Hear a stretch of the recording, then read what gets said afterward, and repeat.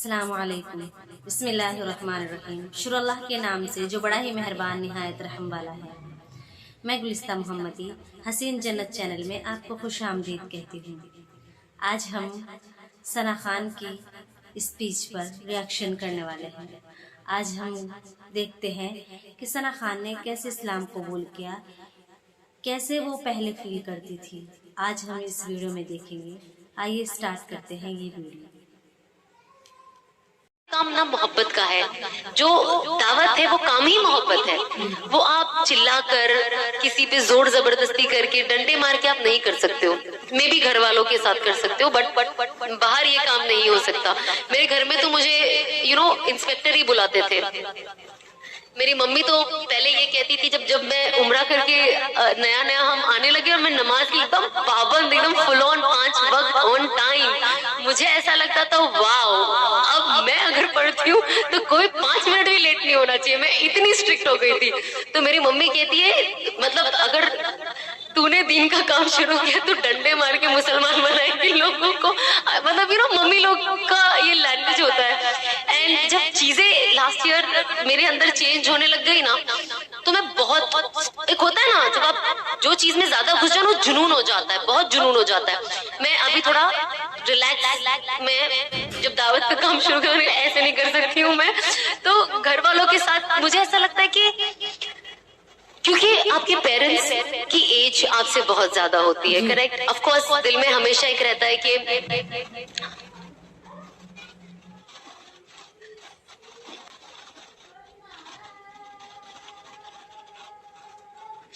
कि जितना वक्त वो आपके साथ अभी तक गुजार चुके हैं, आगे उनके पास उतना वक्त है कि नहीं। एंड आई थिंक पेरेंट्स से इम्पोर्टेंट आपकी लाइफ में कुछ नहीं होता, एंड इररिप्लेसेबल लॉस है। मैं मेरी मम्मी को देखती हूँ, मुझे डर भी लगता है, मुझे मोहब्बत भी होती है। मुझे लगता है एक दिन होगा जब ये मेरे सामने नहीं होंगे, और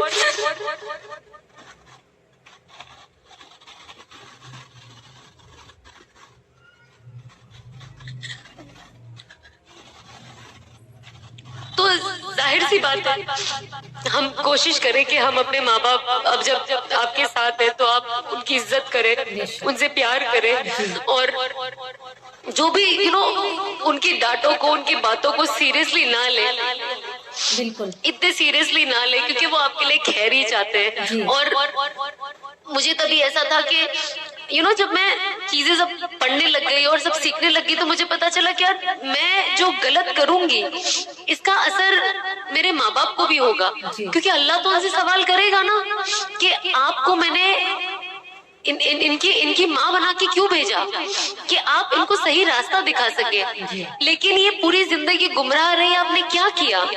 और मैं नहीं चाहती थी कि मेरी मम्मी के ऊपर ये सवाल उठे आखिरत के दिन।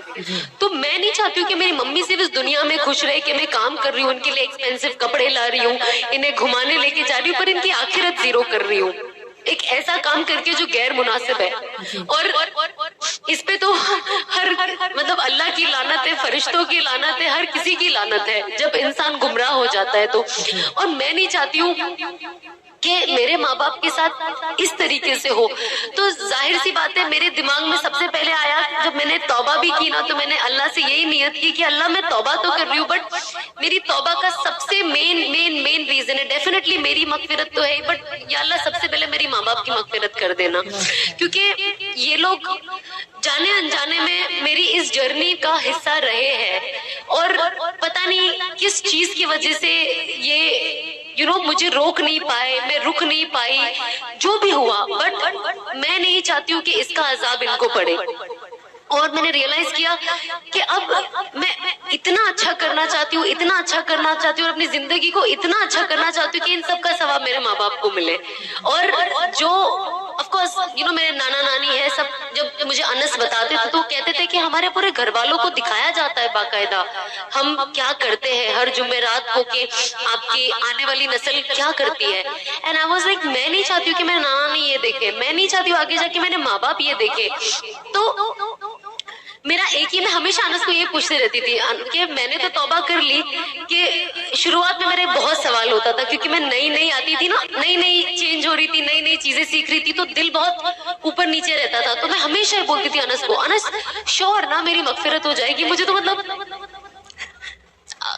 डाउट नहीं है पर डर लगता है। तो दुआ तो हमेशा मांगती हूँ, पर कभी भी एक डर बैठा रहता है कि अल्लाह ने मेरी मगफिरत करी है कि नहीं, मेरे गुनाहों को माफ किया है या नहीं। क्योंकि एक होता है ना जाती गुनाह होता है, ठीक है, जो आपसे जुड़ा है। आप अब अपने घर में क्या कर रहे हो, कैसे कर रहे हो, वो आपसे जुड़ा है, कोई देख नहीं पाता है। आप कभी भी तौबा करके करेक्ट कर सकते हो उस चीज को, है ना। लेकिन हम अनफॉर्चुनेटली एक ऐसे प्रोफेशन में थे, कहते ना ऐलानी गुनाह, खुद तो कर ही रहे, साथ ही साथ और लोगों को अपने साथ लेकर डूब रहे। अब मुझे जब इतना मजमा फॉलो करता था, मुझे इंस्टाग्राम पे ऑलमोस्ट 42 लाख फॉलोअर्स है, फेसबुक पे 20-30 लाख फॉलोअर है, स्नैपचैट पे है, एंड आई वाज लाइक मैं 1 करोड़ से ज्यादा लोगों को गुमराह कर रही हूँ, और इनकी नस्लें चलती रहेगी। जो इनसे देखकर इस सब का तो इनडायरेक्ट गुनाह मुझे आएगा ना। तो अब मुझे क्या करना चाहिए? एंड तब मुझे पता था कि अब मेरा काम दावत का है, और जो मैंने ऐलानी, चाहे आप, मुझे तो सच्ची कहूँ तो वर्ड बोलते हुए भी शर्म आती है, क्योंकि मैं खुद के लिए बोलूंगी तो मैं स्किप करूंगी, बट जो भी हम करते थे खुलेआम, एटलीस्ट मेरा ये था कि अब मैं उसी प्लेटफॉर्म को, उसी लोगों को यूज करके अपना सही चीज, उस प्लेटफॉर्म को एक सही चीज का जरिया बनाऊंगी, और दीन की दावत देने का एक जरिया बनाऊंगी। और कहते हैं ना कि कोई चीज अगर आप, कोई गुनाह की चीज अगर आपको करेक्ट करनी हो, तो आपको पहले वही चीज से करेक्ट करना शुरू करना पड़ता है।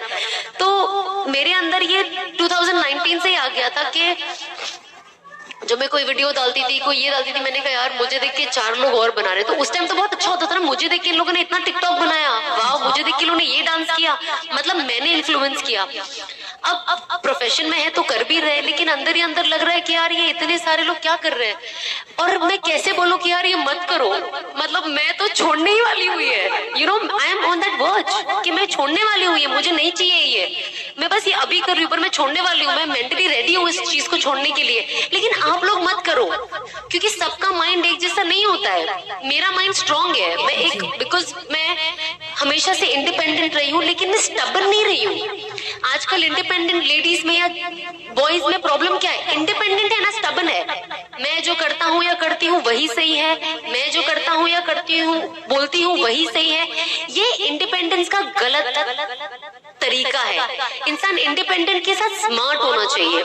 मैं इंडिपेंडेंट हूँ लेकिन मैं स्टबर्न नहीं रही, ये चीज गलत है, ये मुझे नुकसान दे रही है, मुझे बदलना है।